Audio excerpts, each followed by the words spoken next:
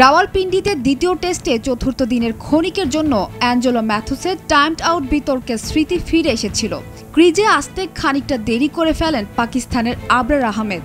এরপর টাইমড আউটের ভয়ে দৌড়ে আসছিলেন। বিষয়টি দেখে সেই সময় মজা করেন সাকিব আল হাসান সহ অন্যরা।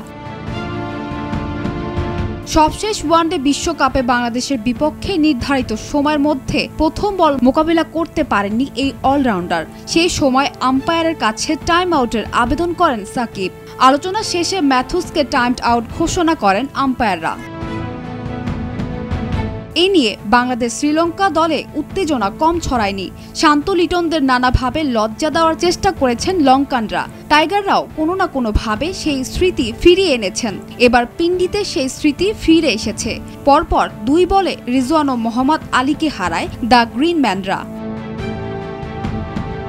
লাঞ্চের পর হওয়ায় আবরারও সেভাবে প্রস্তুত ছিলেন না, তাই ক্রিজে আসতে দেরি হয়ে যাচ্ছিল তার। টাইম আউট এড়াতেই দৌড়ে দৌড়ে আসছিলেন কিনা কে জানে। তাড়াতাড়ি আসতে গিয়ে গ্লাভসও মাঠে পড়ে যায়।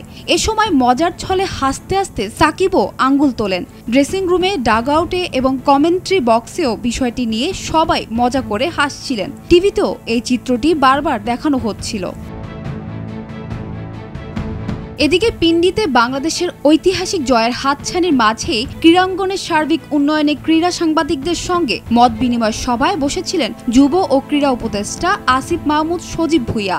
এ সময় অনুমান ভিত্তিক খবর না করে ক্রীড়া ক্ষেত্রের সব অনিয়ম তুলে ধরার আহ্বান জানান উপদেষ্টা। মাঝে মধ্যে দেখা যায় কিছু নিউজ অনেক প্লেয়ারদেরকে ইনস্ট্যান্ট বড় একটা টুর্নামেন্টের আগে প্লেয়ারের সাইকোলজিকে ডিস্টার্ব করার মতো অনেক নিউজ হয় এবং সেগুলো অনেকগুলোই অ্যাজাম্পশন বেসড নিউজ। তো সেই জায়গায় আপনারা পরিবর্তন আনার চেষ্টা করবেন, বস্তুনিষ্ঠতা আনার চেষ্টা করবেন। ক্রীড়া ক্ষেত্রে ইনভেস্টিগেটিভ জার্নালিজমটা হওয়াটা অনেক বেশি জরুরি। তাহলে আপনারা আমাদেরকেও চোখে আঙুল দিয়ে দেখে দিতে পারবেন যে কোথায় কোথায় অনিয়মটা হচ্ছে, দুর্নীতিটা হচ্ছে। ইতিমধ্যে আপনারা করেছেন এবং সামনে আপনারা আরও এর পরিসরটা বৃদ্ধি করবেন। এটা আমার আপনাদের প্রতি একটা অনুরোধ থাকবে। এদিকে দেশের ক্রীড়াঙ্গনে দুর্নীতির ঘটনা বহু পুরনো। রাজনৈতিক কর্মীদের ছত্রছায়ায় ক্রীড়া ফেডারেশনগুলোই টাকা পয়সা নানাভাবে নয়-ছয় হয়েছে। আজকের সবাই ক্রীড়াঙ্গন থেকে দুর্নীতি নির্মূল করার অঙ্গীকার করেন ক্রীড়া উপদেষ্টা। দুর্নীতিগুলো হয় মূলত সিন্ডিকেট গঠনের কারণে, যেটা আমরা দেখেছি যে প্রত্যেকটা জায়গায় যাদেরকে দায়িত্ব দেওয়া হয় তারা নিজেদের মধ্যে একটা সিন্ডিকেট করে ফেলে এবং সেভাবেই তারা নিজেদের মতো করে ভাগ বাটোয়ারা করে, যেটা বলা হয় আর কি, পরিচালনা করে। তো সেই কারণে সিন্ডিকেট যাতে না হতে পারে সেরকম একটা ব্যবস্থা আমরা তো আর প্রত্যেকটা জায়গায় প্রত্যেকটা উপজেলায় ধরে ধরে ঠিক করতে পারবো না। তো সেই জায়গা থেকে সিন্ডিকেট যাতে না হতে পারে সেই ব্যবস্থা হিসেবে আমরা সেখানে স্থানীয় ক্রীড়া সংগঠক, ছাত্র প্রতিনিধি রেখেছি। অন্যদিকে অন্তর্বর্তীকালীন সরকার গঠনের পর সব ক্ষেত্রেই পরিবর্তনের ছোঁয়া লেগেছে। সব সেক্টরে সংস্কার চলছে, সেটাই মনে করিয়ে দিলেন আসিফ মাহমুদ। ক্রীড়া সাংবাদিকতায় যেটা আমি নট অ্যাজ এ অ্যাডভাইজার, একজন সাধারণ মানুষ হিসেবে, একজন ক্রীড়ানুরাগী হিসেবে যখন আমি ফলো করতাম, আমি যেটা দেখেছি যে আসলে থাম্বনেইলের সাথে বা ক্যাপশনের সাথে কন্টেন্টের মিল খুঁজে পাওয়া মাঝে মধ্যে কষ্ট হয়ে যায়।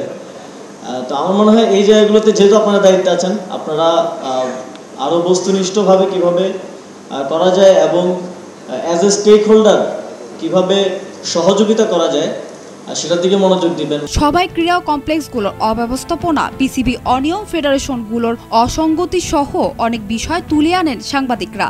এ সময় দেশের স্কুল পর্যায়ে ক্রীড়া ব্যবস্থাকে আরও প্রসারিত করার পরামর্শ দেন ক্রীড়া সাংবাদিকরা। এছাড়া উন্মুক্ত খেলার মাঠ করার আহ্বান জানানো হয়। সানজানা তাবাসসুম, ভোরের কাগজ।